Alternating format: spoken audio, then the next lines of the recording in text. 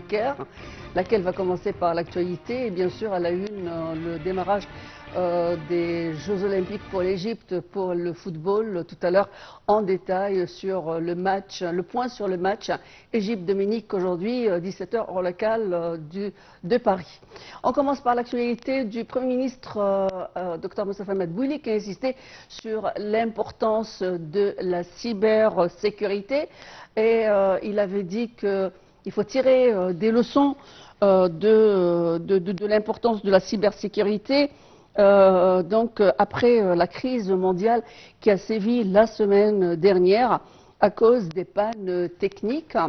Et Dr Madbouli s'est exprimé lors d'une réunion avec le ministre des Télécommunications, Amr Talat, dans le cadre du suivi du système de la cybersécurité et des mesures préventives prises par le gouvernement en ce sens.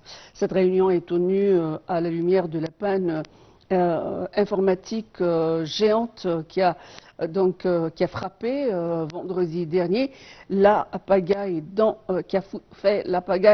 qui a entraîné la pagaille dans les transports, les médias, sur les marchés financiers et mis des travailleurs du monde entier au chômage technique et bien entendu toute cette question des marchés financiers qui ont été vraiment en détresse après cette panne, heureusement qu'elle a été restaurée. Toujours dans le cadre de l'activité du Premier ministre Dr Moustapha Madbouli, une autre réunion pour examiner cette fois-ci les propositions d'un consortium pour gérer le centre financier international du Caire, c'est le CIFIC. Donc, dans le cadre des efforts du gouvernement pour intensifier les efforts pour développer et gérer le quartier financier et des affaires dans le cadre de la promotion de ce segment dans la nouvelle capitale administrative, en présence du ministre également du logement qui était présent, des services publics et des communautés urbaines, Chérif Cherwini, et du ministre de l'Investissement et du Commerce extérieur, Hassan El-Khatib. Tout de suite, Shahinaz Ismail avec les points forts de cette réunion.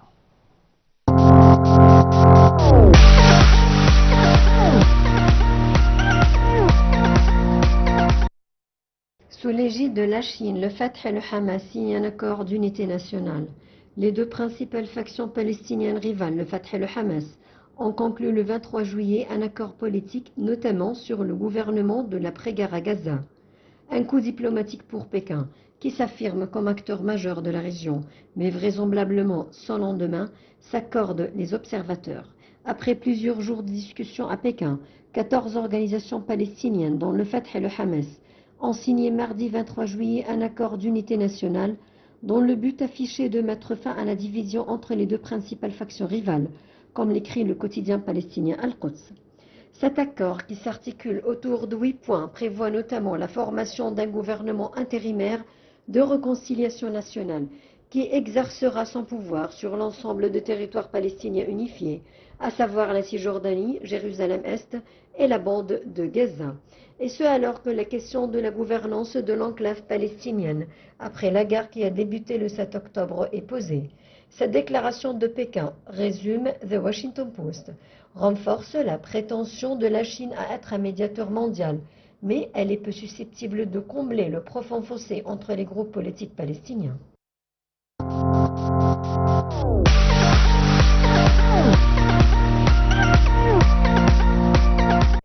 On va passer donc à l'actualité également du ministre des Affaires étrangères et de l'immigration et des Égyptiens à l'étranger, Badr Abdelghati, qui a eu un appel téléphonique de la part de son homologue français, Stéphane Séjourné. Au cours de l'appel, M. Abdelghati a souligné que la reconnaissance internationale et européenne d'un État palestinien sera un message bien clair à la communauté internationale pour œuvrer en faveur de la paix et de la solution à deux États.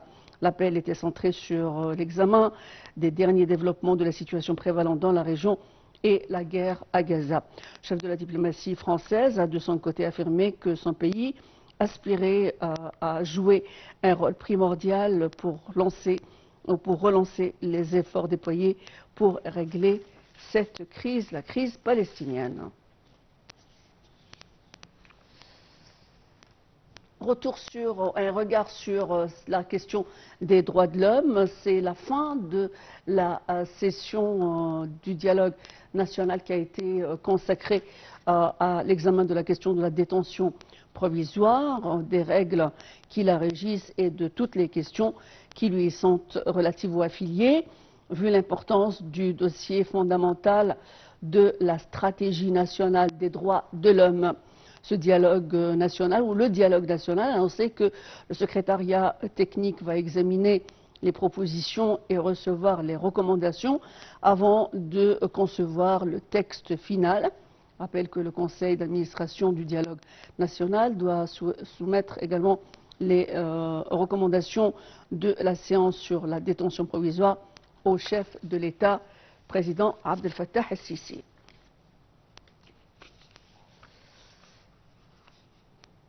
Et on va passer à l'actualité régionale. Cette fois-ci, ça se passe à Pékin et c'est la déclaration de Pékin qui a vu le jour, qui se place dans le cadre de la réconciliation interpalestinienne. D'une part, il y a le Hamas, le Fatah et d'autres factions palestiniennes, mais aussi donc un texte qui a été signé par tous les belligérants à Pékin, qui a été baptisé la déclaration de Pékin pour regarder le jour d'après, donc après la guerre de Gaza, pour cette question de gouvernance de Gaza. Tout de suite, on a le commentaire avec Shahinaz Ismail.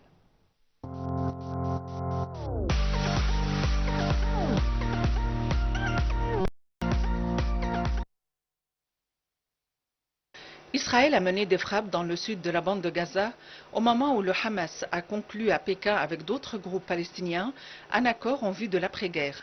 Le gouvernement palestinien Hamas a annoncé avoir signé un accord d'unité nationale avec d'autres organisations palestiniennes qui prévoit, selon la Chine, une gouvernance commune après la guerre à Gaza.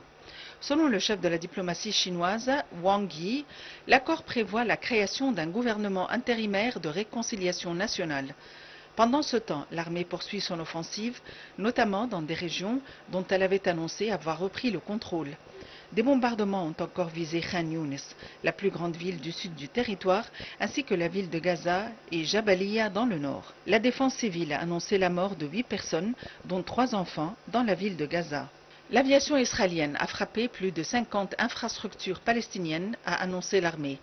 Dans la ville voisine de Rafah, l'armée a indiqué avoir éliminé des dizaines de Palestiniens dans des frappes aériennes ciblées et des combats rapprochés. Rappelons que la guerre a contraint l'immense majorité des 2,4 millions d'habitants de Gaza à se déplacer, pour beaucoup à plusieurs reprises, à travers le territoire assiégé par Israël.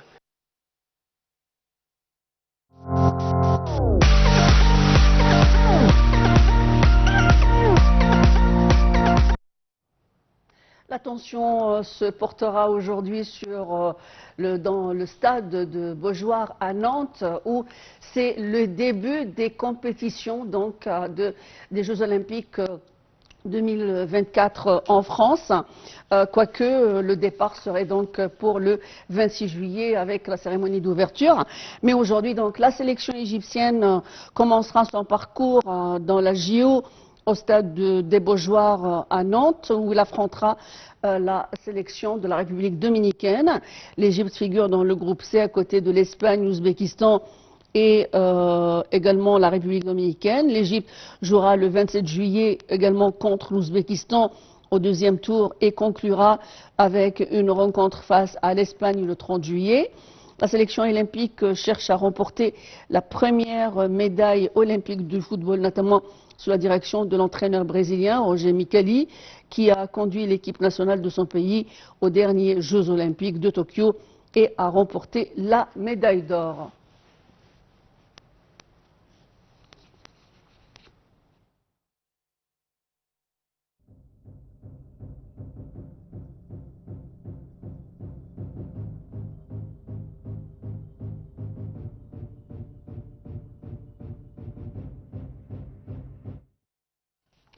Alors, l'Égypte a un très grand nom et une place d'importance. 13e fois, elle participe à ces Jeux olympiques. Aujourd'hui, donc, le focus sur ce match Égypte-République dominicaine. On a le plaisir de recevoir au bout du fil Mohamed Rachad, notre journaliste politique. Bonjour. Bonjour, comment ça va? J'espère que vous portez bien. Ah ben, merci. Aujourd'hui, donc, c'est un grand départ.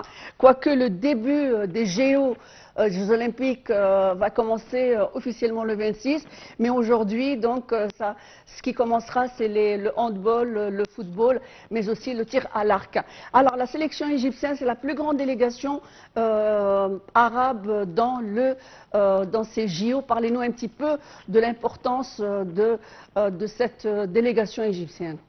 Vous savez, parce que l'Égypte, c'est parmi les meilleurs en Afrique et en Arabe qui participent dans les Jeux olympiques.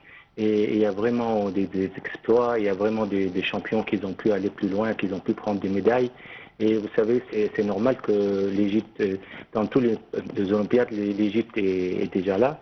Vous savez, on rêve d'avoir une médaille au foot, mais ça, on espère que cette génération qui se trouve là, ils vont faire ce rêve. Et vous savez que c'est déjà en Olympiade, on a pu prendre une médaille d'or, c'est Karam Gaber qui a pu marquer. Il y a une bronze, Mohamed Ali, il y a aussi Feddeya, c'est-à-dire une médaille de bronze. Médaille d'argent, Mohamed Ali et Ahmed Hamid. C'est parmi ces gens, il y a vraiment des exploits. Aujourd'hui, c'est le football. On espère que l'Égypte va aller plus loin. Vous savez, cette génération, on a l'importance parce qu'il y a Mohamed Saïd Zizou et il y a aussi Nini on espère qu'ils vont avec Mohamed Ali, avec tout l'entraîneur brésilien qui a déjà pris une médaille. On espère qu'avec nous aussi, il va prendre une médaille. Alors, au niveau du championnat du monde de football olympique, l'Égypte a donc atteint la 4e position par 2 fois déjà. Quelles sont les chances de l'équipe égyptienne aujourd'hui, l'équipe olympique qui comprend quand même des stars du football égyptien? C'est-à-dire, on espère, vous savez, parce que chaque match, chaque Jeux olympiques, on ne sait pas qu'est-ce qui peut s'arriver. Et vous savez que le Dominicain, c'est une équipe, mais s'ils étaient qualifiés en les Olympiades, ça veut dire que vraiment ils ont pu atteindre un bon niveau. Et il faut vraiment respecter l'adversaire, et il faut vraiment prendre tous les matchs. Et on espère que l'Égypte va plus devoir aller plus loin, parce que vraiment parce que comme vous savez, il y a deux continents africains qui ont pu prendre la médaille d'argent. C'est le Nigeria, ils ont pu battre à l'avant-finale le Brésil, et en finale ils ont pu battre l'Argentine. Et aussi le Cameroun, ils ont pris une bonne médaille d'or. Et on espère que l'Égypte, vous savez, participer, mais en même temps essayer d'aller plus loin. Vous savez, de Bien se sûr, qualifier et vraiment atteindre les podiums. Le podium, oui. Donc, nous avons quand même, cette délégation égyptienne il y a des gens qui ont eu de la médaille d'or, la médaille d'argent et la médaille de bronze. Quels sont vos espoirs dans ces Jeux olympiques qui vont démarrer dans un moment assez critique de la politique, dans la vie politique française? 100 ans après 1924, Paris redécouvre la splendeur des Jeux olympiques avec comment dirais-je, une situation sécuritaire assez ambiguë à gérer. Comment vous voyez ces JO 2024? Vous savez, si la France a pu prendre dans ces JO, ça veut dire que vraiment ils peuvent vraiment parce que pour faire que ces jeux, c'est pas un seul jeu, c'est un mois, il y a beaucoup de délégations, il y a beaucoup de gens qui viennent, et c'est tout le monde, ça se déroule tous les 4 ans. Et je crois que la France va pouvoir, c'est un challenge, et ils vont pouvoir aller plus loin, faire comme. Et vous savez, comme vous avez vu dans le jeu de football, c'était en Allemagne, il y a eu des choses qui ne sont pas bien déplacées, mais je crois que la France va pouvoir aller plus loin et va pouvoir faire ce challenge. Parce que pour le faire, ça veut dire que vraiment ils sont forts et ils peuvent le faire, et on espère d'aller plus loin, Inch'Allah. Oui, alors trois genres de compétitions ont commencé avant le 26 juillet, qui sont le tir à l'arc, le handball à côté du football. L'équipe nationale égyptienne qui va représenter les couleurs égyptiennes dans les deux sports. Donnez-nous un petit peu des informations. Oui, par exemple, le sujet c'est de la délégation olympique. Il a dit que pour lui, il espère prendre 7 ou 11 médailles. Et s'il a dit ça, ça veut dire que c'est un but. Et vraiment, dans le handball, vraiment l'équipe égyptienne, ils sont trop forts. Ils ont fini un match amical avec, ils ont pu battre le Japon. Et vous savez que ça, c'est quelque chose.